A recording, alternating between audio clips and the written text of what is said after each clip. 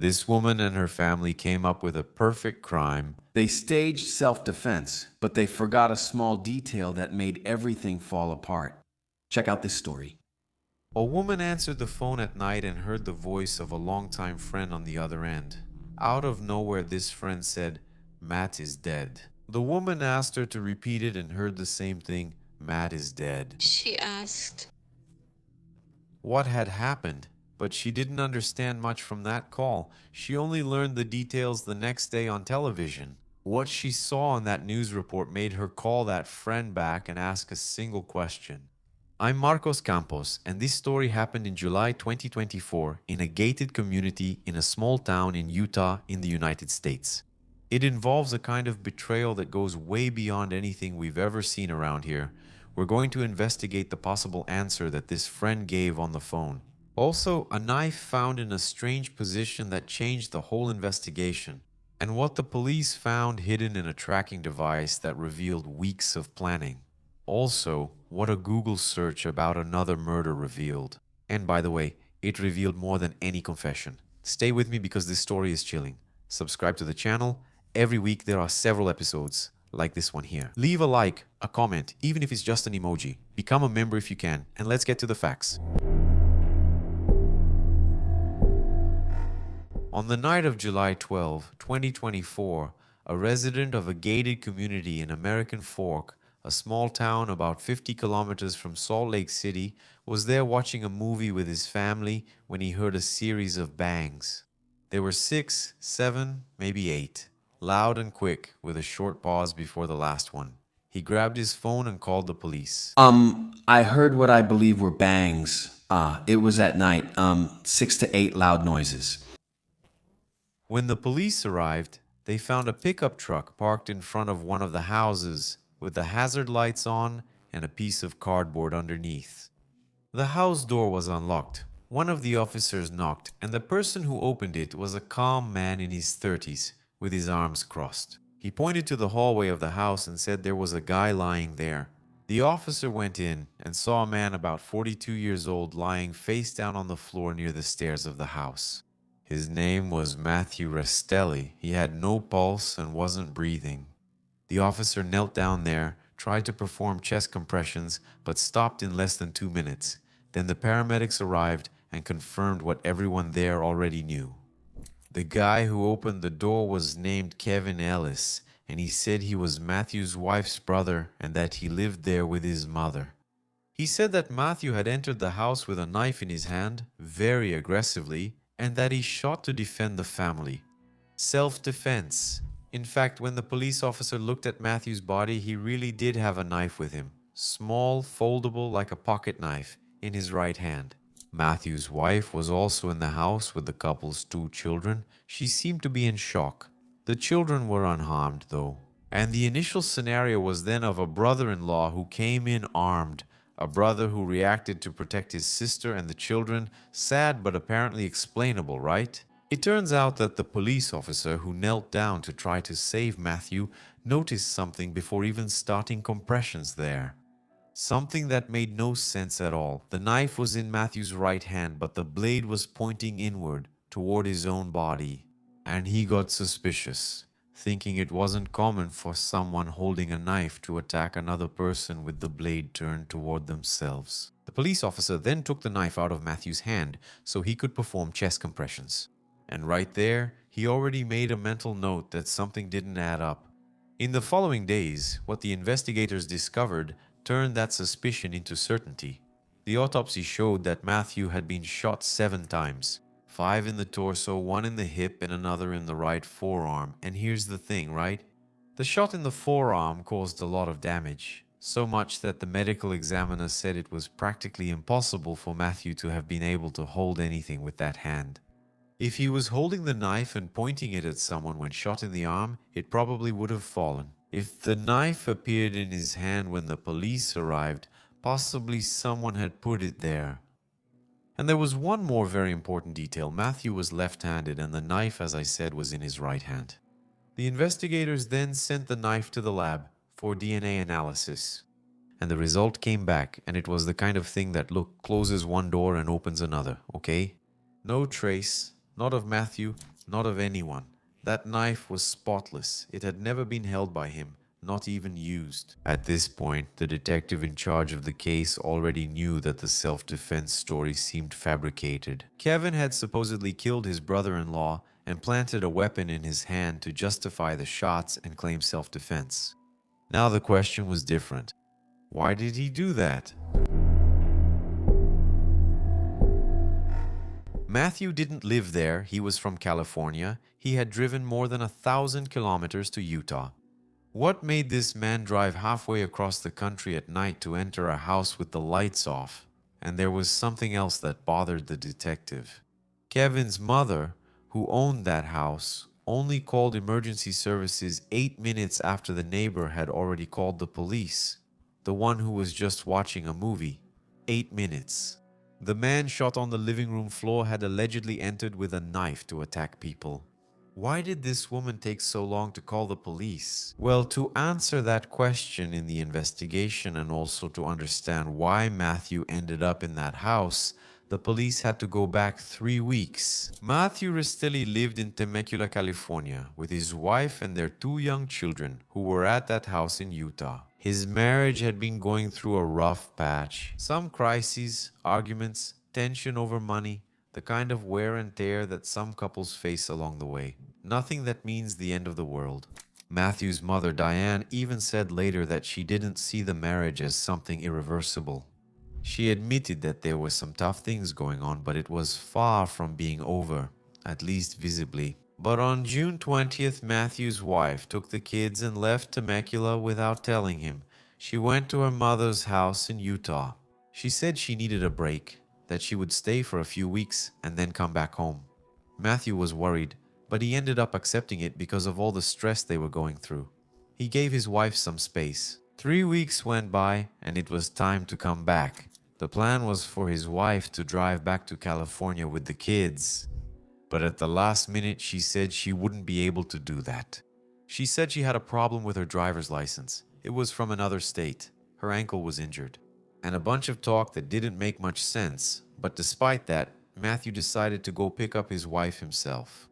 He took the pickup truck and drove over 1,000 kilometers between California and Utah to pick up his wife and kids. Recordings from his car's audio system, later recovered during the investigation, show a calm guy during the trip. He was even pretty cheerful, speaking like someone who was going to reunite with his family, give them a hug, sort things out, and go back home together.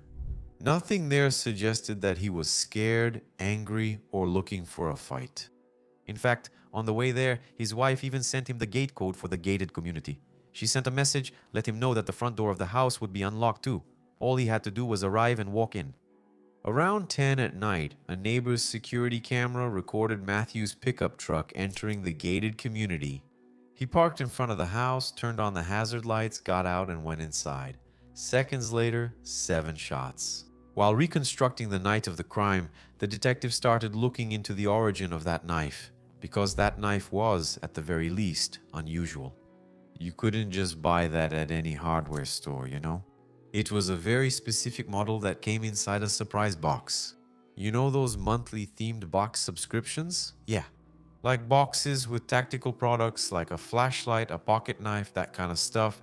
The company was called My Technical Promos. And the detective tracked down this company and found out that someone had actually exchanged emails with the manufacturer, confirming a purchase months earlier. A box that included exactly that model of knife. Then, he went to look for any connection between Matthew and this company. On his cell phone, in his emails, in his belongings, at his house there in California, but he didn't find absolutely anything. Here might be the main link in this criminal chain, right? Because if the knife was bought in advance by someone in the household and then placed in the hand of a dead man, that completely changes the scenario, doesn't it? It's no longer a brother who reacted out of shock. This isn't self-defense. It's someone who planted the knife, bought the weapon, and staged everything there. And then the detective started to look at that crime in a different way. Did Kevin act alone? Well, why would he do that? When the investigators dug into the cell phones that were seized at the house, the whole case turned upside down. The first discovery was a tracker like an Apple AirTag. You know that tracking device? So, the investigation revealed that one of Matthew's wife's sisters, his sister-in-law, who also lived in California, had placed that AirTag on the truck that Matthew was going to use for his trip. And the whole family, his wife's sister, his wife, his wife's mother, everyone was following along. His mother-in-law, right? They were tracking the trip on their phones. Every stop for gas, every stretch of the road, they were following along. Very worried, right? The fact is, they knew exactly what time Matthew was going to arrive. Just to give you an idea of how precise they were, at 10:01, 5 minutes before Matthew entered the condominium complex, his wife sent a message to his brother Kevin saying the following: "Keep an eye out." At 10:06, the neighbor's camera recorded the pickup truck arriving. At 10:09, the neighbor called the police to report gunshots. And the wife's mother, the mother-in-law, who was inside the house, only called emergency services at 10:15. And that timeline alone already sounded pretty strange, didn't it? Then the police looked for older messages, and what they found was a trail that went back weeks, maybe even months before the crime. Matthew's wife had searched online for spouses killing each other. She also looked up what draws pumas, or mountain lions, close to people. Later, this was even interpreted as an attempt to find ways to stage an outdoor accident. The wife's mother, in turn, had sent messages to one of her daughters, saying that she wanted to strangle her son-in-law and that she was going to kill him. All of this was through text messages on the cell phone, all recorded.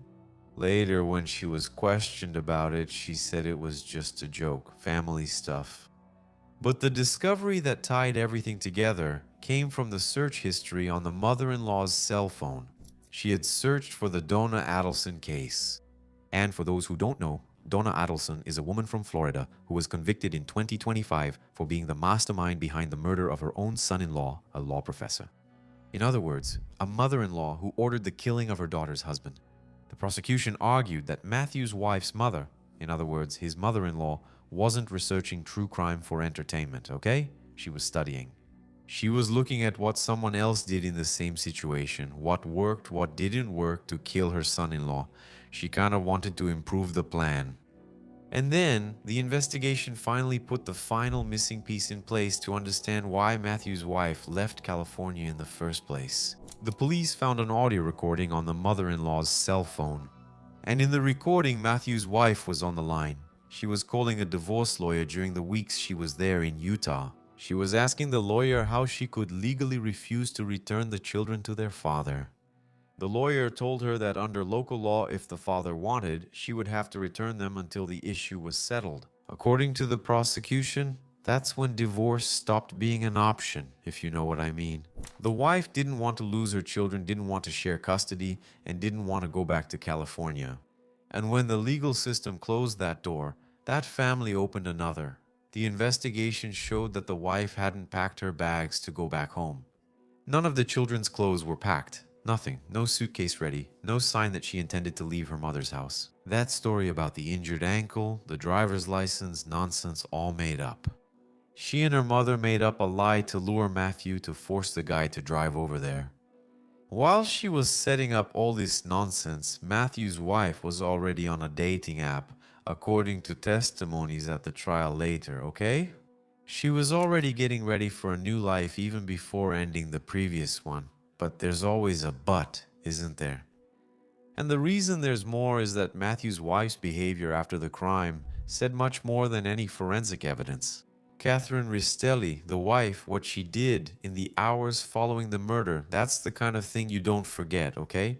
A friend of hers, just so you have an idea, went to the police 3 days later and said the following. The day after Matthew's death, Catherine called her and said her husband had died. The friend was devastated, frightened, and gave her condolences. But Catherine replied in a calm voice that everything was fine, she was happy. That same day, this friend said that Catherine was on a video call with her, getting ready to supposedly go out with another man. And during that call, she even showed her friend an image of blood on the floor, exactly where Matthew's body was found, right? This friend revealed that weeks before the crime, Catherine had sent her a message saying that she might kill Matthew that day. At the time, her friend thought it was a bad joke, maybe just an exaggerated outburst. Later, she realized it wasn't, right? In October 2024, the police arrested Catherine and her mother, Matthew's mother-in-law. Kev, the brother-in-law, Catherine's brother, had already been in jail since July. The three were charged with conspiracy to commit murder. The first to spill the beans to come clean was Catherine herself. In June 2025, she confessed to everything: murder, conspiracy, illegal possession of a firearm. She said she was deeply sorry and that the least she could do now was to tell the whole truth about what happened. She was sentenced to a sentence that can range from 1 to 15 years in prison. In the Utah system, the parole board is the one who decides exactly how long a person stays in prison within that range. The judge looked directly at her, forbade any contact with her children, and said that the kids were victims of her actions. Kevin went to trial in January 2026. His defense tried a pretty interesting move. They said yes, there was a conspiracy, but Kevin wasn't part of it. His mother and sister had planned everything.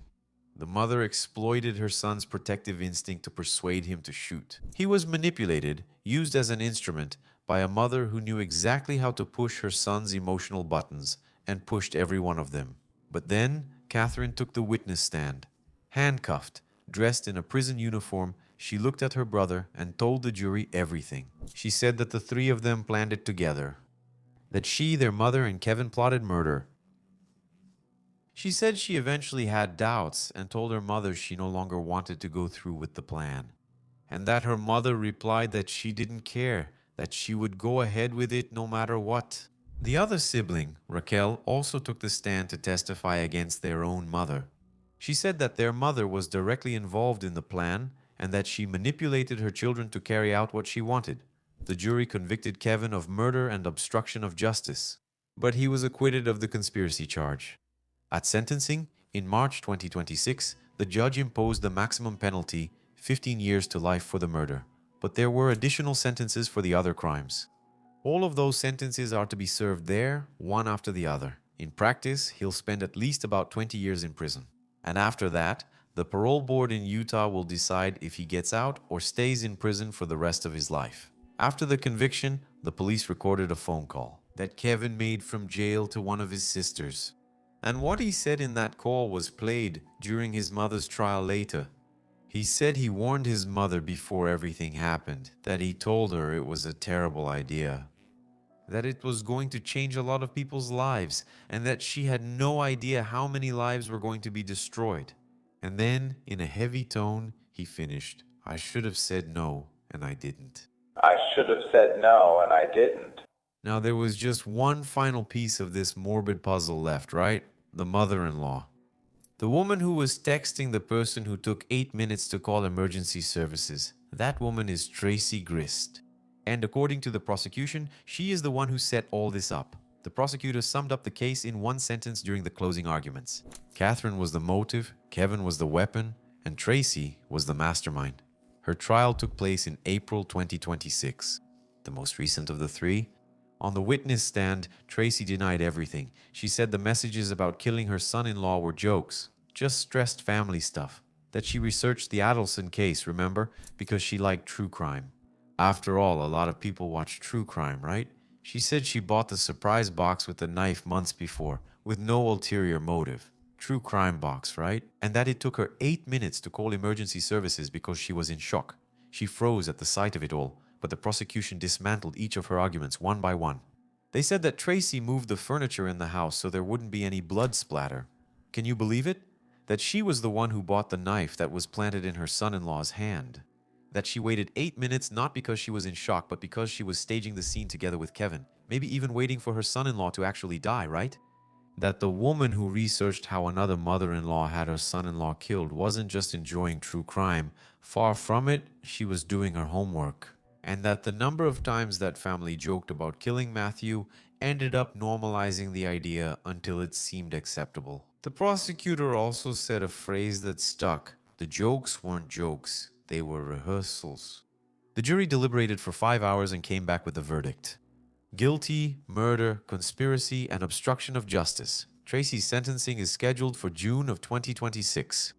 And now we go back to the beginning of the story. You remember the woman who answered the phone, right? With a longtime friend? That's right. The one who heard her friends say that Matthew was dead, she was Diane Ristelli, Matthew's mother. And this woman who called her longtime friend was Tracy Grist herself, the mother-in-law. The woman who, according to the jury, planned every detail of that murder.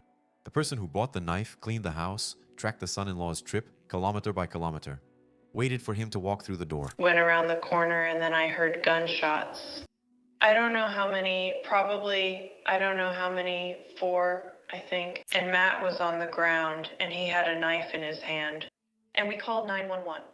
I told Katie to stay upstairs while I called 911 because I didn't want her to see it. In the recorded and reproduced call, Tracy described her own son, Kevin, as gentle, sweet, and affectionate. She said he only acted in legitimate defense, and Diane believed her. Because at that moment, she didn't know that the woman on the other side of the line was the one who had orchestrated the death of her son.